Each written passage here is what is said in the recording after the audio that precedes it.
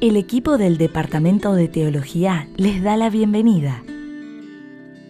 En este ciclo de clases se presentarán los temas centrales del programa de teología con la finalidad de orientar a los alumnos en la cursada de la materia. Podrán completar su aprendizaje leyendo el módulo de la cátedra y los materiales complementarios.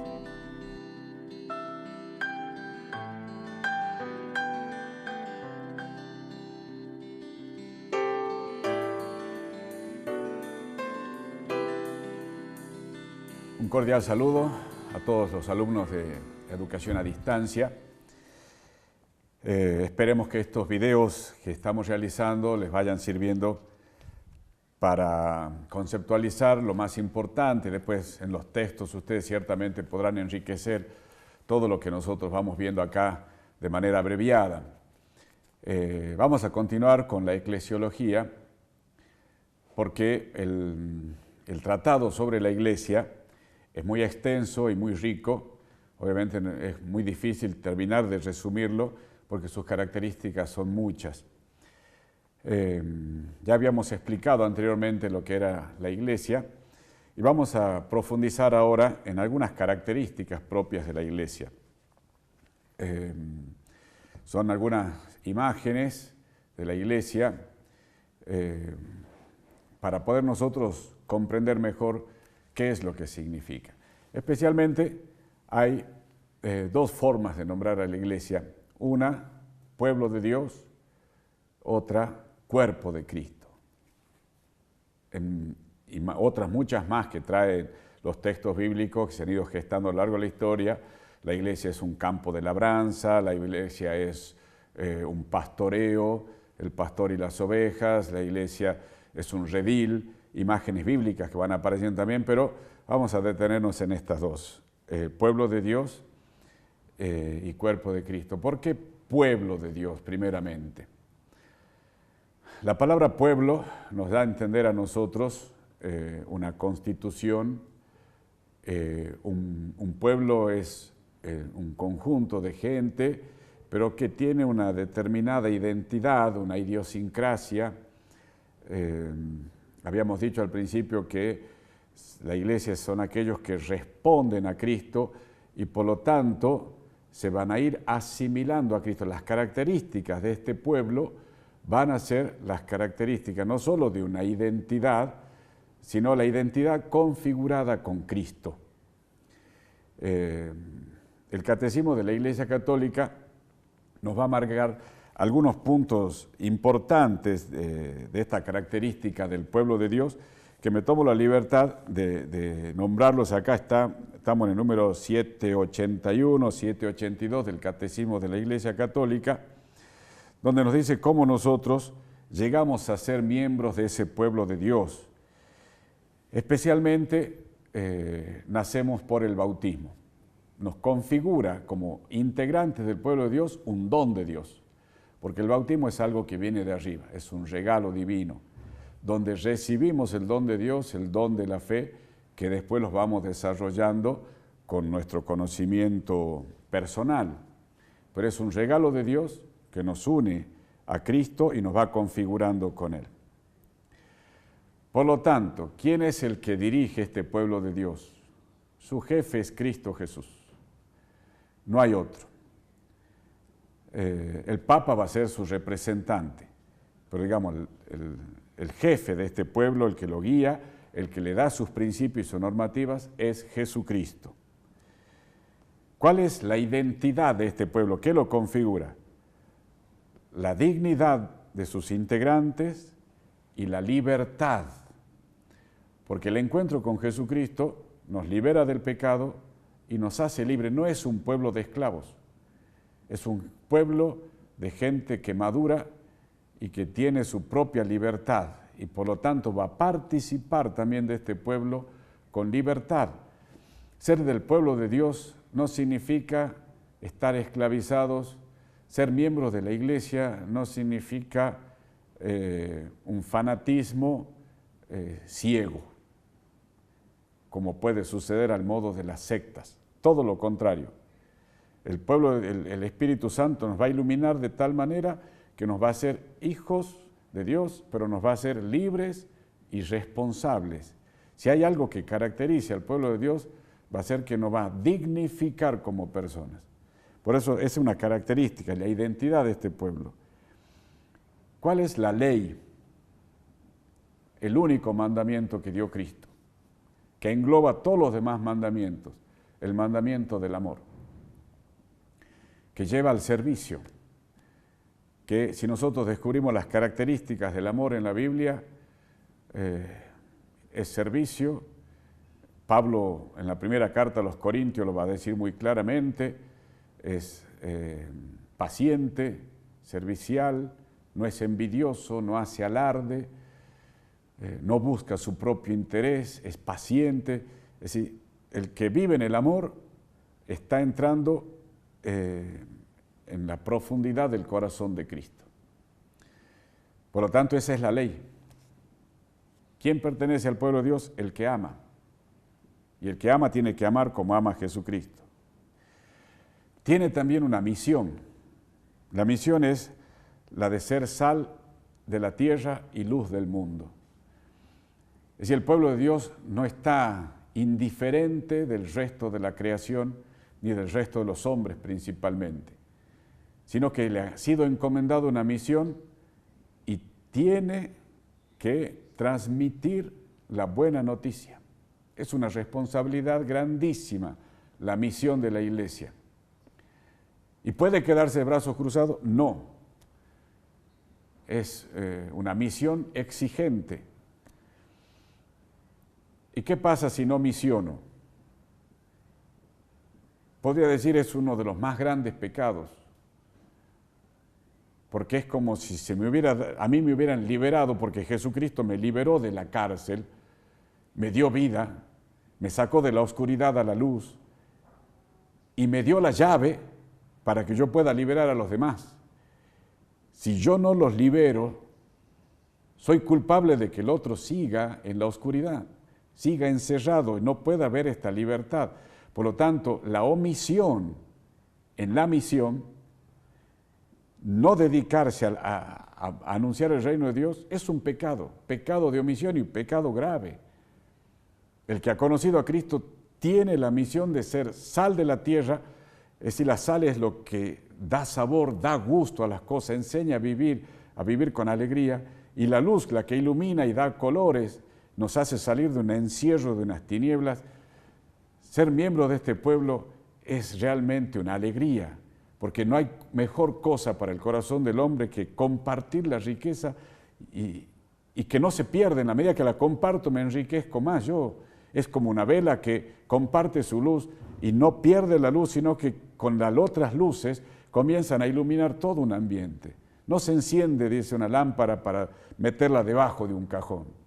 Se la pone arriba de la mesa para que alumbre a todos los que están en la casa. Esa es la misión de la iglesia. Por eso el pueblo de Dios tiene una misión que es esa, muy importante, y la destaco porque no puede ser omitida, no puede ser dejada de lado.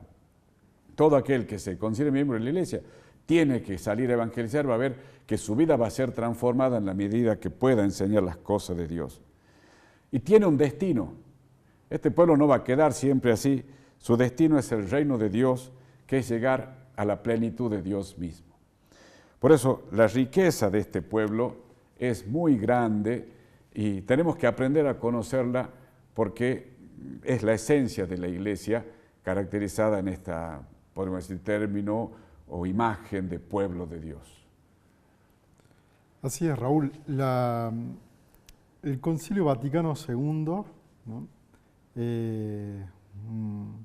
Un rico encuentro de iglesias particulares, encuentro de miembros de la iglesia, encuentro del pueblo de Dios, en el Concilio Vaticano II, retoma esta idea del pueblo de Dios y también retoma la idea de iglesia como comunión. Pero para manifestar esa idea de comunión, pone una de las imágenes interesantes como cuerpo, ¿no? ¿Qué mejor imagen para presentar la comunión que la del cuerpo? Pero esa imagen no es extraña a la Iglesia, porque ya es una imagen que nos viene dada del Nuevo Testamento, de la teología paulina, ¿no? La Iglesia como cuerpo místico, dice Pablo, ¿no? En el cual la cabeza es Cristo. Pero nos da a entender esa imagen de cuerpo cómo nosotros vivimos en una unidad, en una comunidad, ¿no? Esa imagen del cuerpo de Cristo nos hace ver primeramente que participamos en la comunión con Jesús. ¿Qué significa, digamos, participar en la comunión con Jesús? Es un permanecer, ¿no?, en la misión traída por Jesús, ¿no?, hecha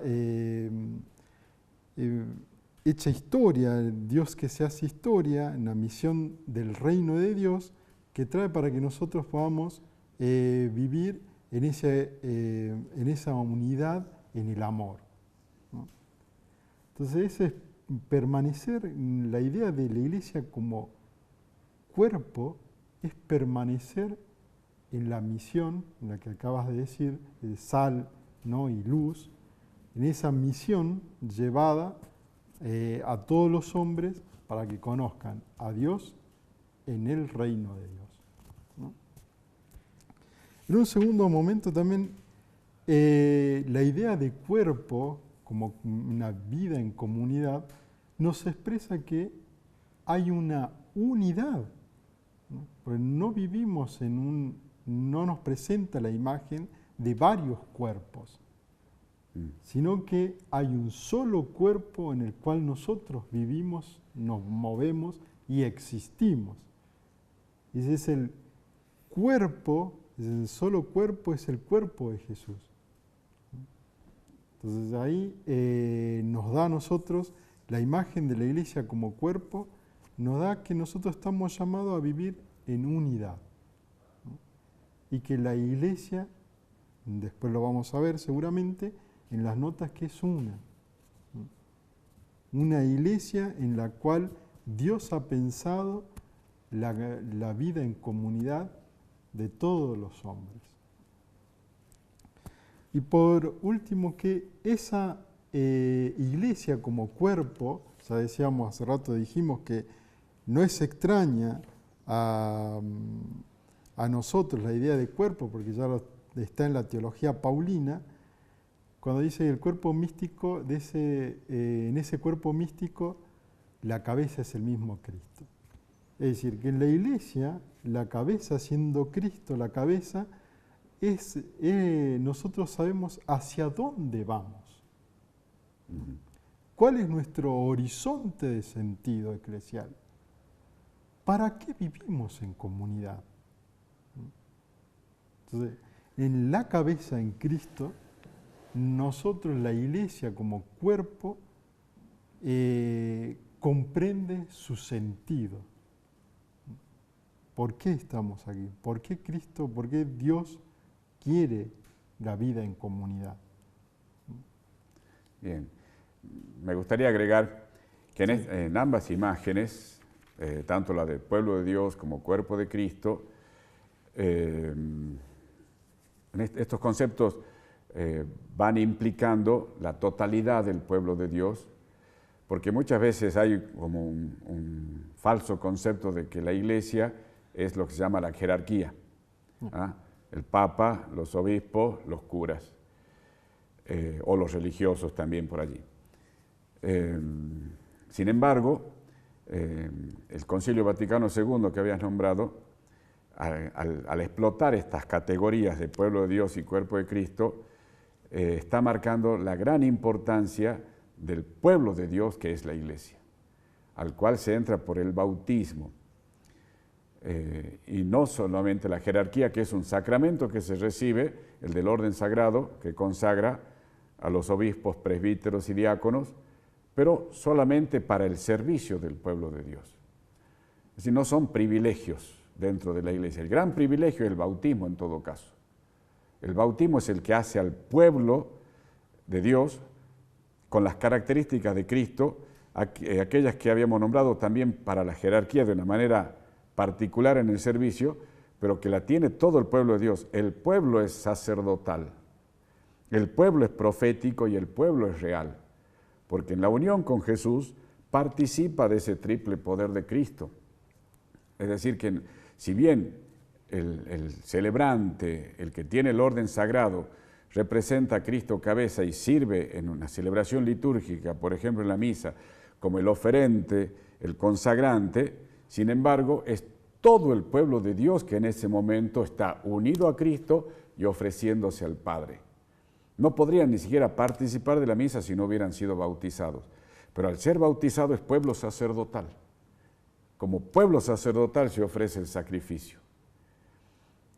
El ministro ofrece como servidor de la posibilidad de ese ofrecimiento, pero es el pueblo de Dios. Y es algo que tenemos que seguir trabajando porque tenemos que tomar conciencia todos de que somos pueblo de Dios. Incluso tienen que tomar conciencia la jerarquía de que no son privilegiados, sino que simplemente están al servicio de todo el pueblo de Dios. Entonces esos son conceptos que hay que ir creciendo, que el Concilio Vaticano II lo ha marcado muy bien, pero que todavía tiene que profundizar en nuestra manera de pensar y de vivir la Iglesia. Por eso una de las imágenes ahí que aparece, Raúl, también es la Iglesia como esposa, ¿no?, de Cristo, en el sentido de que la Iglesia, entendida como pueblo, hace una alianza, una entrega a Cristo, y Cristo hace una alianza con la Iglesia, ¿no? Se entrega, se dona a la Iglesia para que la Iglesia sea el reflejo de ese Cristo, ¿no?, que se refleja en sus acciones, sea en la jerarquía, siendo obispo, siendo papa, siendo sacerdote, reflejar a ese Cristo, siendo laico también, reflejar ese Cristo. Es interesante, llamo ahora a la memoria el magisterio de nuestro Papa actual, Francisco, que entiende la Iglesia como hospital de campaña. Esta idea de hospital de campaña es decir, bueno, nosotros reflejamos por nuestra unión íntima en Cristo, reflejamos a Cristo en nuestras acciones, ¿no? Y ¿cuál es el campo de nuestras acciones de la Iglesia? Es el mundo. Y Francisco, ¿no?, interesante, pero es este mundo dolido, que está sufriendo, que está lastimado, que está herido. Le compete a la Iglesia, en esa imagen de hospital de campaña, salir al encuentro de ese mundo sufriente y dolido, ¿no? Por eso es que la Iglesia también, en ese entenderse en su misión de, bien lo habíamos dicho, como pueblo de Dios, que sale a dar sal y luz al mundo. Bien, tratando este tema de la Iglesia, creo que no podemos pasar por alto las 4 notas características de la Iglesia que tendríamos que destacar antes de que se nos acabe este pequeño tiempo que tenemos de los audios, de los videos, y que son importantes y fundamentales, porque se dice que la Iglesia es una, santa, católica y apostólica. Estas 4 notas características de la Iglesia van a manifestar su esencia, características propias de la Iglesia, pero a la vez su dinamicidad. Porque no podemos definir a la Iglesia como algo estático, sino que es algo dinámico. Porque de entrada cualquiera podría decir, no, la Iglesia no es una, la Iglesia no es santa, la Iglesia no es católica o no es apostólica. Si teniendo estas características, estas son cosas que las tiene que a la vez desarrollar y crecer. Entonces, está llamada a la unidad porque la Iglesia es una por Cristo, pero tiene que crecer en la unidad porque nos damos cuenta que hay divisiones por todas partes. Entonces es un llamado. La santidad, estamos en lo mismo, la Iglesia se dice que es santa y pecadora. Es santa porque no deja de estar con Cristo y animada por el Espíritu Santo, pero constituida por personas, seres humanos, tiene pecados y somos llamados a crecer hasta la estatura de Cristo Jesús. Católica porque está abierta a todos los hombres, sin distinción. Entonces, una iglesia que se hace universal, aunque este término por ahí ha sido desfigurado por otra congregación que se lo apropia. Y apostólica, está fundamentada en los apóstoles. Tiene origen en los apóstoles, se guía por los apóstoles, por su enseñanza, y es guiada actualmente por los sucesores, que son los obispos y el Papa. La iglesia es una sola y tiene la plenitud de los medios de salvación. Hay muchas más cosas para seguir diciendo sobre la iglesia, sobre el ecumenismo, en fin. Pero queríamos dejar estas enseñanzas principales, las notas características, como para que a partir de allí podamos nosotros seguir profundizando con otros textos que el alumno libremente podrá, ya sea sacar de los textos de la plataforma o de los textos indicados como bibliografía. Esperemos que esto les sea útil y podamos ir creciendo en el conocimiento de la Iglesia.